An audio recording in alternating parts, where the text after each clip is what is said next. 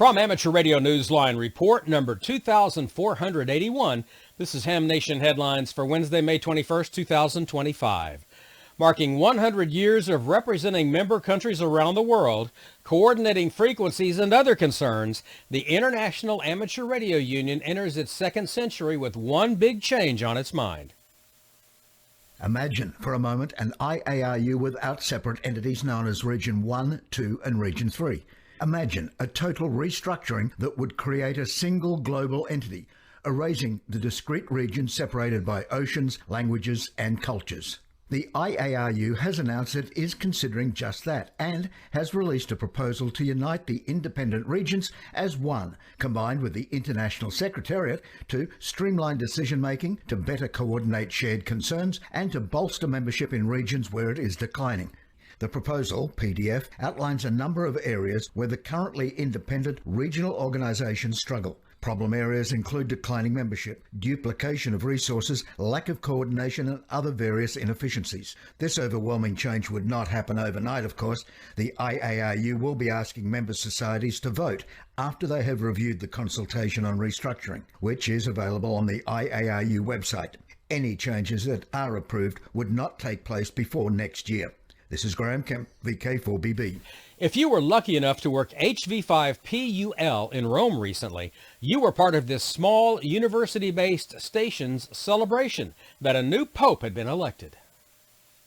2 days after the conclave of cardinals had elected Pope Leo XIV, amateur radio station HV5PUL, the Pontifical Lateran University, was on the air in the Vatican city-state in the heart of Rome, celebrating.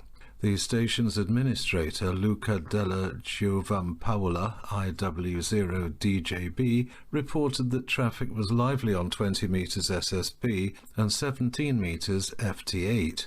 He said that the simple 100-watt station logged an estimated 400 contacts in 4 hours. Propagation was challenging, and so, with the exception of one Japanese station, all the contacts were within Europe. It's not often a new pope is chosen, nor that HV5PUL is put on the air. Luca said the call sign is active mainly on Saturdays in connection with special occasions such as the opening day of the university's academic year and, of course, the election of a new pope. This is Jeremy Boot, G4NJH. The FCC's recent request for suggestions about eliminating or modifying any and all regulations has become an opportunity for the ARRL to renew some of its recent proposals to the regulator. The ARRL has renewed an earlier plea that the FCC grant HF privileges to technician class radio amateurs. The revival of this proposed change is prominent on a long list the League has drawn up for the Commission, responding to the federal government's goal to eliminate certain FCC regulations or guidelines.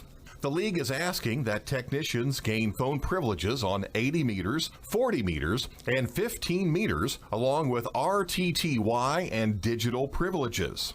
This is not the only previous petition the League is pressing for as part of the Commission's announced changes. This FCC initiative was announced in its further notice of proposed rulemaking in 2023. The FCC initiative was contained in its docket number 25-133, which has been referred to as the Delete, Delete, Delete docket. This is Andy Morrison, K9AWM. A reminder, the nominating period for the 2025 Bill Pasternak WA6 ITF Amateur Radio Newsline Young Ham of the Year Award closes on Saturday, May 31st at midnight Eastern Time.